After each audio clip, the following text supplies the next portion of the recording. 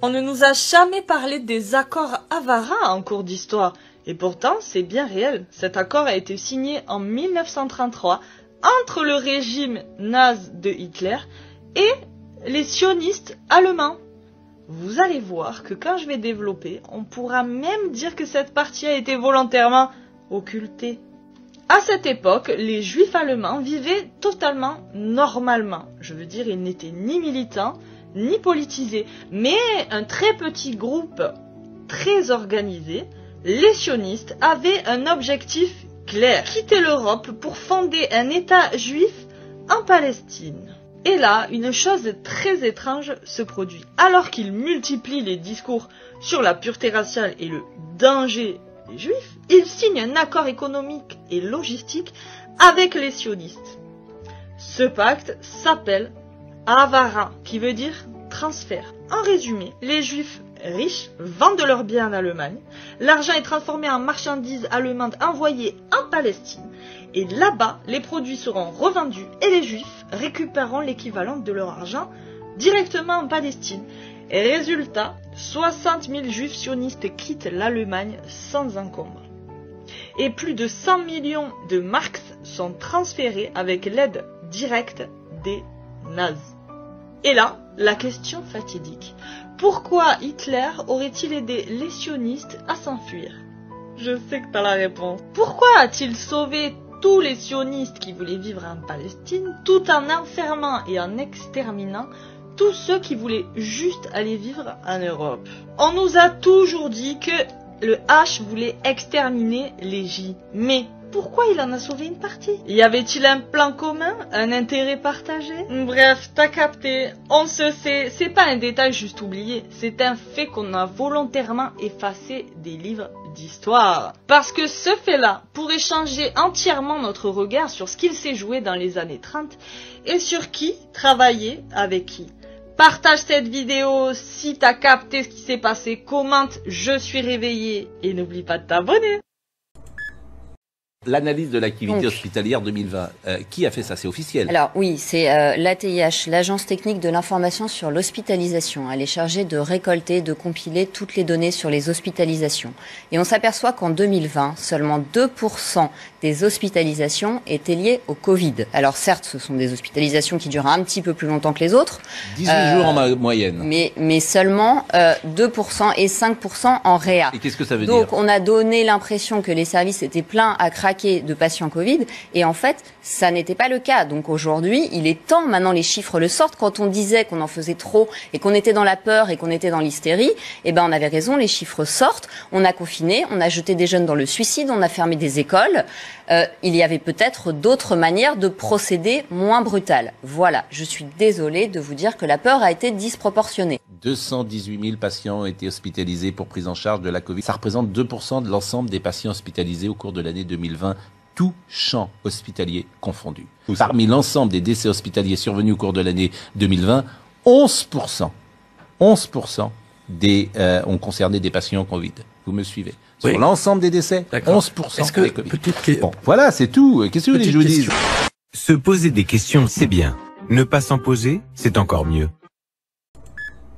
Cette phrase, elle est terrible, mais elle s'applique à Macron et à toute son équipe. C'est « ils parlent comme des anges, sauver des vies quoi qu'il en coûte, mais pensent comme des assassins ». Tous ceux qui, actuellement, gèrent la crise sont ceux qui ont fait ce qu'on appelle une organisation d'insuffisance de moyens. Ça, c'est de la manipulation. Donc on a affaire à un menteur qui n'a aucun scrupule et qui est aux ordres. Donc pour vous, c'est le pire crime de l'histoire de France, prémédité en tout cas. C'est le pire. Ouais. Et totalement prémédité. Je rappelle que c'est un acteur. C'est un auteur manqué. Il ne sait pas écrire, mais il sait jouer l'acteur. Faut pas l'oublier quand même. Sa légitimité, c'est qu'il est censé être président au service du bien commun. Et il ne l'est pas. Si vous mettez en lumière, comme je l'ai fait, le fait qu'il trahit sa mission, il n'est plus rien. Le crime de Macron fait qu'il n'est plus éligible parce qu'il n'est plus au service du bien commun. Si je n'étais que la cupidité, je n'aurais pas choisi de quitter la banque d'affaires. Ou alors je serais un être extrêmement complexe, voire pervers.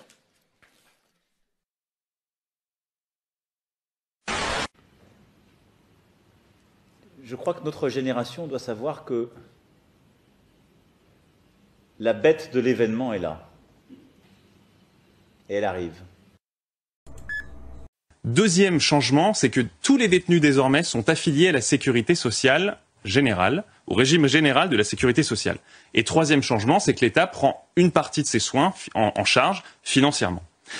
Alors le premier paradoxe qu'on a trouvé à ces changements-là, c'est que tous les détenus sont donc obligatoirement affiliés au régime général de la sécurité sociale, et ça s'applique dans tous les cas, même si le détenu n'était pas affilié avant, même si le détenu fait une partie de sa peine en prison, une partie à l'extérieur, et surtout, même si le détenu est en situation irrégulière sur le territoire français. Vous dites, je n'ai pas mes papiers, je n'ai pas de numéro de sécurité sociale, je passe par la case prison, je suis malade, j'ai un numéro de sécu. Exactement. Et donc il faut commettre un délit. Mais attention, il faut commettre un délit suffisamment grave pour passer en prison. Parce que vous savez qu'en France, pour aller en prison, il faut y aller. Donc concrètement, effectivement, un clandestin qui commet un délit suffisamment grave, quand il entre en prison, on lui donne un numéro de sécurité sociale comme vous et moi. Ce qui fait que derrière, pour trouver du travail, et in fine pour être régularisé, c'est beaucoup plus facile. Pour trouver du travail en France, il faut avoir un numéro de sécurité sociale. Donc, pour un clandestin, la prison, c'est pratiquement un moyen d'être régularisé. On a beaucoup de difficultés à se mettre dans la peau, dans les chaussures des Américains, parce que notre regard au Québec est conditionné par ce que nous sommes, nos expériences. Ouais. Puis souvent, je participe à beaucoup de conversations et de débats sur ces enjeux, puis on me dit, mais t'es complètement fou. Je dis, je suis pas fou, j'essaie de simplement vous rapporter ce qui se passe pour avoir vécu en Arizona, pour avoir passé beaucoup de temps aux États-Unis, ce qui se passe dans la tête de gens qui sont pas comme vous. Quand on dit, mais Hulk Hogan à la convention des Républicains, est-ce que c'est ridicule? Ce l'est peut-être pour nous, ce l'est pas pour ceux à qui on parlait. Et Hulk Hogan se définissait comme un représentant ce soir-là de la majorité silencieuse. Ça, c'est un vieil appel qu'avait lancé Richard Nixon.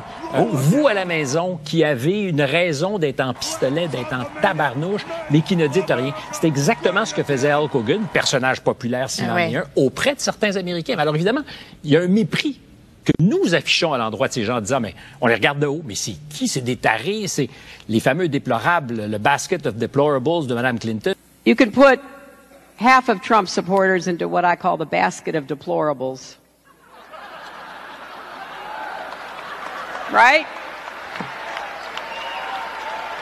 The racist, sexist, homophobic, xenophobic, Islamophobic, name it. Mais ça ne change rien, parce que dans une règle de démocratie que nous voulons respecter, il n'y a pas des bons et des mauvais électeurs. Il y a des électeurs. Puis à partir du moment où tu dis on ne demande pas de carte de compétence avant d'aller voter, il faut vivre avec les conséquences. Mais si on n'est pas prêt à voir ce que pensent certaines personnes, puis quand je dis certaines personnes, je répète aussi ma vieille ligne, c'était 75 millions d'Américains en 2020. 75. Et ça, c'est 11 de plus millions qu'en 2016, quand il a été élu la première fois. Ce qui est beaucoup de monde. Mais Hulk Hogan, je l'avais oublié, celle-là. C'est une belle surprise. La France rit, l'Élysée tremble. Emmanuel Macron vient de vivre sa pire humiliation depuis le début de son quinquennat, et c'est une Américaine qui lui a porté le coup de grâce. Selon des fuites concordantes à Matignon et Bercy, le président aurait pété les plombs en privé après la réponse cinglante de Candace Owens. Il a hurlé pendant 20 minutes, frappé du poing sur la table, exigé des contre-attaques médiatiques immédiates, m'a révélé un collaborateur sous couvert d'anonymat. Pire encore, un élu Renaissance présent lors de la réunion crise m'a avoué la voix tremblante: Macron a qualifié Owens de pute médiatique avant de réaliser que ses propos étaient enregistrés. Le palais est en mode panique totale. Et pour cause, la vidéo de la polémiste conservatrice, vue par 12 millions de personnes en 48 heures, est un chef-d'œuvre de destruction politique. Vous battez votre mari devant le monde entier, et c'est moi la harceleuse? Cette phrase reprise en boucle sur Fox News et Tucker Carlson est en train de devenir le symbole du double standard macroniste. Pendant ce temps, à l'Élysée, on tente désespérément de colmater les brèches. Mais selon nos informations exclusives, Gérald Darmanin aurait refusé de monter au créneau pour défendre Brigitte. Je ne suis pas l'avocat personnel de la First Lady, aurait-il balayé lors d'un conseil restreint. La ministre de la Culture, Rachida Dati, tente de noyer le poisson avec ses propres affaires judiciaires. Mais personne n'est dupe. Un cadre LR furieux m'a glissé. Ils ont transformé la présidence en feuilleton de TF1. Entre Brigitte qui perd ses procès, Macron qui s'énerve comme un ado et Dati qui joue les girouettes. C'est la descente aux enfers. Et l'opposition? Marine Le Pen jubile en coulisses.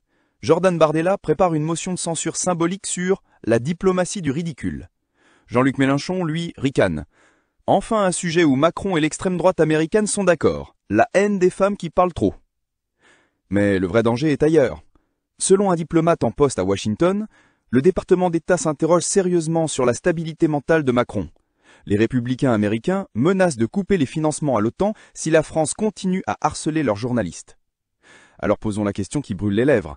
Emmanuel Macron a-t-il perdu la tête en croyant pouvoir museler Internet? Ou bien est-ce le début de la fin pour un président qui ne maîtrise plus rien, même pas sa propre femme? Une chose est sûre, quand le chef de l'État est en est réduit à faire la une du Daily Mail et CNN pour des gifles en public et des procès ridicules, la France n'est plus une puissance, mais une pitrerie mondiale. Et vous, croyez-vous encore à la grandeur macronienne? Ou bien assistez-vous, comme nous tous, à l'effondrement en direct d'un régime à bout de souffle? Parce qu'une chose est certaine, si ce fiasco ne vous donne pas envie de scruter chaque mouvement de l'Élysée, alors vous avez déjà abandonné l'idée même de la démocratie.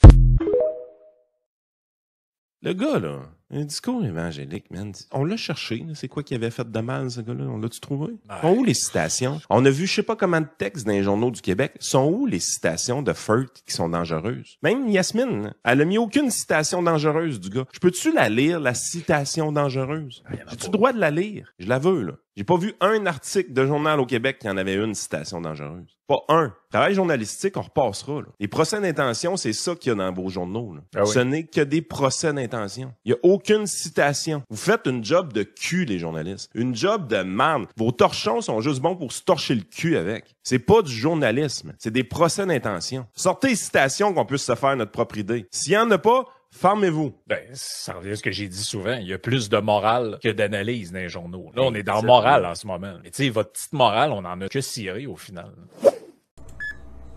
Tu veux savoir pourquoi la France va mal? C'est pas à cause des pauvres, c'est à cause des riches. Mais pas les riches, genre ton voisin artisan. Je te parle des ultra-riches, des milliardaires, de ceux qui contrôlent tout. Les médias, les banques, les politiques. Écoute la vérité, et surtout partage que le monde sache. Pendant qu'on t'occupe avec les assistés, les fainéants, les chômeurs, eux, ils se servent. 100 milliards d'euros de fraude fiscale par an. C'est pas un trou, c'est un braquage. Mais on te dit, regarde le mec au RSA, 500 € par mois. Et c'est lui, le problème. Tu crois vraiment que c'est Mamadou qui touche le minimum social qui ruine la France? Ou Jean-Michel qui a perdu son taf? Réveille-toi, ce pays est tenu par des gens qui ne vivent même pas la réalité. Ils ne prennent pas le métro, ils ne connaissent pas le prix d'un pain, mais ils décident de ta retraite, de ton salaire, de ta santé. Les hôpitaux ferment, les écoles s'effondrent, les trains ne passent plus, mais les dividendes, eux, explosent. En 2023, les actionnaires du CAC 40 se sont partagés plus de 80 milliards. Et toi, t'as eu quoi? Une réforme qui te fait bosser jusqu'à 64 ans? Et si tu protestes, on t'envoie les CRS, on te matraque, on te traite de radicalisé. Pendant ce temps, l'élite arrose les lobbies, se gave de subventions, et planque son fric dans les paradis fiscaux. Mais ça, c'est pas à la une. À la une, c'est le mec au RSA a menti sur sa situation. C'est une stratégie, diviser pour mieux régner. Pauvres contre pauvres, Français contre immigrés, travailleurs contre chômeurs. Pendant qu'on s'entretue entre nous, eux, ils rigolent, ils siphonnent, ils détruisent ce pays sans jamais rendre de compte. Alors écoute bien, le problème, c'est pas ceux qui n'ont rien, c'est ceux qui ont tout, et qui en veulent encore plus. Et le jour où on sera assez nombreux à le dire, à ne plus tomber dans leur piège, ce jour-là, ils auront vraiment peur. On ne m'empêchera pas de continuer à dire ce qui est une vérité. Voilà, être une femme ou être un homme, c'est une réalité biologique, que ça plaise ou non. Les chromosomes XX ou XY sont indépassables. Alors, que ça plaise ou non. Alors, on ne parle pas d'une opinion, on parle d'un délit. La transphobie n'est pas une opinion, c'est un délit. Et moi, ce que je déplore devant cette affaire, c'est en l'occurrence d'avoir accordé un prix qui aurait dû être réservé à une femme à un homme. Transgenre qu'il soit, ça n'est pas le sujet. Donc pour moi, à travers cela, c'est l'effacement qui a opéré sa transition et qui a obtenu son changement d'état civil devant la justice. On ne sera pas d'accord là-dessus. Et moi, ce qui m'inquiète, mais il ne s'agit pas d'être d'accord. Mais si, il s'agit de respecter la loi. Madame, si je vous dis aujourd'hui que j'ai 65 ans, que je fais une opération de chirurgie esthétique pour avoir des rides, que je fais changer à l'état civil cet âge, que je vous impose d'y croire et de le dire sous peine d'être condamné pour agophobie, est-ce que pour autant cela est une vérité? Est-ce que j'ai véritablement 65 ans? Mais la question n'est pas qu'un homme naisse dans un corps de femme ou l'inverse. Je suis contre cette propagande qui aujourd'hui détruit des générations, détruit les jeunes enfants, crée des cas de malaise psychiatrique extrêmement graves avec des enfants qui aujourd'hui sont poussés à la mutilation physique, à prendre des hormones de croissance avec des conséquences durables sur leur fertilité. Je me bats contre cela. Mais on ne va pas tomber d'accord, vous savez. Ou de ne pas croire, il s'agit de défendre le réel ou de défendre le mensonge. Mais vous êtes quelle différence y a-t-il entre la défense de la famille que vous proposez, vous, et celle que proposait le maréchal Pétain? qu'est-ce que c'est que cette question? Vous voyez, quand j'entends cette question, non, c'est une question. Quand j'entends cette question, je me rappelle pourquoi j'ai envie de privatiser l'audiovisuel public. Vous voyez, ça c'est encore une autre question. Et faire 4 milliards d'économies aux Français, parce que cette question est tellement dingue, voilà, que je n'y répondrai même pas. Voilà, elle est bête, elle est dingue, elle est outrancière. Voilà, proposer une défense de la famille française et de la famille chrétienne. Ah oui, alors parce que excusez-moi, c'est mal de défendre la paternité, la maternité, la dignité des femmes, et vous faites un parallèle avec Pétain. Vous êtes mais n'importe quoi, excusez-moi. Est-ce que la société a évolué depuis passer à la question suivante. Cette époque-là ou pas? Passer à la question simplement. Ah, excusez-moi, oui, alors les enfants sont toujours faits par des hommes et des femmes. Je suis désolée, c'est peut-être fasciste pour vous. C'est insupportable. La nature est fasciste, c'est terrible. Simplement. C'est terrible. C'est simplement que quand on écoute le maréchal Pétain, la famille française, c'est la cellule de base de la France. Je crois que Hitler aimait la confiture de fraises. Vous aimez la confiture de fraises? Vous êtes un peu Hitler, hein, finalement. Est-ce que vous aimez la confiture de fraises comme Hitler? C'est moyen, non? Bon, je vous pose une question sur le RN, mais vraiment, ni la conférence. Franchement, ça me dérange. Je vous dis, en plus, vous répondez pas.